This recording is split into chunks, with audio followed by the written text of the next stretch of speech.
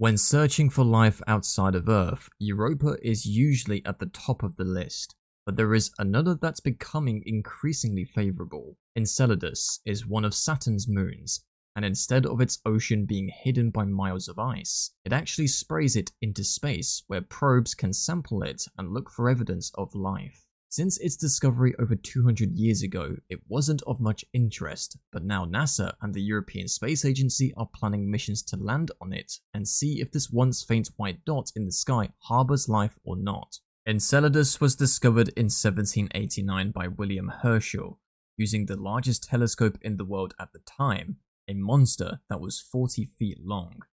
Even with that, he almost missed it. Enceladus is small and it orbits close to Saturn, so it usually gets drowned out by the glare coming off the planet and its rings. Herschel only caught it because he happened to be observing during a Saturnian equinox, when the rings turn edge onto Earth and briefly stop washing everything out. Even then, it was just a faint white dot. For almost 200 years, that's all it was. Astronomers were able to figure out its mass and orbit, then moved on. In 1980 and 1981, the two Voyager probes flew through the Saturn system, and we finally got some clarity, but also more questions. They revealed that Enceladus had several distinct geological eras across its icy tundra. Some areas were heavily cratered, which is what you would expect for something 500 million years old, but other areas of it were smooth. It's like a very slow Zamboni was resurfacing areas of it. It being covered in snow and ice makes it the most reflective object in the solar system. Because of this, the surface temperature is minus 330 degrees Fahrenheit. Something was happening down there, but due to the technology at the time, we weren't able to take a closer look. But NASA didn't forget about it. NASA put it on their watch list and would return to it 24 years later. Cassini arrived at Saturn in 2004 and did flybys of Enceladus in 2005. Cassini was fitted with something called a magnetometer, which is able to measure magnetic fields. When looking at Saturn, they saw the magnetic field was warped. This had to be coming from one of the moons. When they used the magnetometer on Enceladus, they found that it had an exosphere, which is basically an extremely thin atmosphere. While this was an interesting fact in its own right, there was something more interesting going on. Enceladus was geologically active. It had massive fissures, also known as tiger stripes, running across its surface, as well as plumes of water vapor and gas that would shoot out at almost 800 miles per hour. Over 100 of these plumes would be detected across its surface. It shoots out hundreds of pounds of material every second. Some of it gets ejected into space and forms Saturn's fainter E-ring, but most of it falls back to the surface, covering it in a thick blanket of snow. This is why the surface is so reflective. The areas around the tiger stripes were considerably warmer than the rest of the surface. This leads us to an important question. Where is all this material coming from? Thankfully, Cassini was able to answer this question directly. It had a cosmic dust analyzer aboard for the ice grains and a mass spectrometer for the gas, so all it had to do was fly for a plume, collect some of the water and gas, then analyze it. After doing so, it found that the plume was 98% water vapor, along with carbon dioxide, ammonia, methane, and organic molecules that are fundamental to life as we understand it. The water was also quite salty. All of this pointed toward a subsurface ocean. Scientists observed Enceladus and noticed it had a slight wobble to it.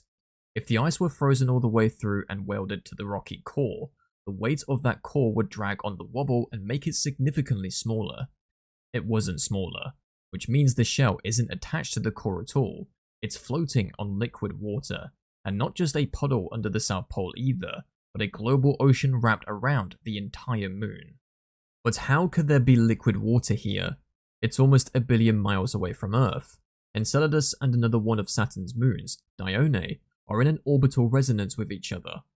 Enceladus goes around Saturn exactly twice for every one orbit Dione makes, so Dione tugs on it at the same point every single time, and that keeps its orbit slightly stretched out, which means Saturn's gravity squeezes and releases Enceladus as it swings closer in and further out.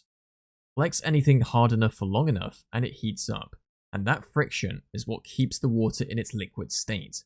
This is called tidal heating. That heat has to go somewhere, and it turns out it reaches all the way down to the rocky core. We know this because the cosmic dust analyzer found silica in the grains collected from the plumes. Silica only forms grains that small when hot water reacts with rock and then cools off quickly. So hot water must be reaching the bottom of the ocean, which is another way of saying Enceladus has hydrothermal vents. In 2017, they also found a significant amount of molecular hydrogen. Hydrogen isn't something you or I need to survive, but here on Earth, there are microbes living around hydrothermal vents that eat it for energy. Finding it in the plumes means there's a free chemical energy source down there for any life that may exist. Cassini also found more complex organic compounds, some with 15 or more carbon atoms, in a study published in 2018, and further analysis of the data are finding even more compounds to this day. It's got nearly everything for life as we understand it. 2023 was the most important year yet. Life as we know it needs a handful of elements to exist. Phosphorus being the rarest and most difficult to find. Phosphorus is in every cell of your body. Every cell of your body needs it to survive. It was predicted that it would be scarce on Enceladus if it existed at all, but when looking back at the data from the plumes, they found sodium phosphates inside the ice. And not just trace amounts, more than anyone could have predicted. A significant amount of the compounds required for life on a water world nearly 1 billion miles away. But this leads us to the most important question of all. Is there actually life there? The answer is a resounding maybe. It has the building blocks for life, but not all of them may originate from the ocean. In 2025 at the INAF in Rome, they replicated the chemical composition of Enceladus, then bombarded it with charged particles, and they got a lot of the same compounds back, including precursors to amino acids. Since the plumes erupt from the tiger stripes and those cracks have been bombarded with radiation for a long time, it's possible that these molecules aren't from the ocean at all. This doesn't necessarily mean that there's no life on Enceladus. The literature makes a strong case for it, but what it does mean is that we have to dig deeper, literally. We've learned all we can by flying past and analyzing dust, but now we have to land there and actually start sampling. There's a distinction worth making here too. Habitable means a place could support life. Inhabited means it actually does. Everything Cassini found says Enceladus is habitable, but nobody has ever shown that it's inhabited. Both NASA and the European Space Agency have plans to send probes there that will act as mini microbiology and geology labs. They'll be fitted with numerous instruments that are capable of detecting and analyzing life and the geology of the moon. NASA's is called Enceladus Orbiter, and the 2023 Planetary Science Decadal Survey ranked it the second highest priority flagship mission of the decade. The ESA is planning a similar mission, currently just called L4, so we'll have 2 independent spacecraft, each of them with numerous instruments. That way, if there is life, it's not an instrument or calibration error. This is one place where we don't want any microbes from Earth tagging along. Both agencies have thorough protocols for making sure the probes are sterile. The only thing worse than finding no life is finding ourselves. Their proposed launch dates are in the late 2030s and early 2040s, and they wouldn't touch down until the early 2050s. If they find life, it turns out it started down there on its own, then life is probably an ordinary thing that happens wherever the conditions allow it. And if they don't find life, then we'll have to rethink our models about how life emerges. Either way, this will be an exciting leap for humanity's knowledge of the cosmos. If you like this video, it would mean a lot to me if you hit the like and subscribe button. You can support us further on Patreon for early access to content, selecting future topics, and Patreon exclusive videos.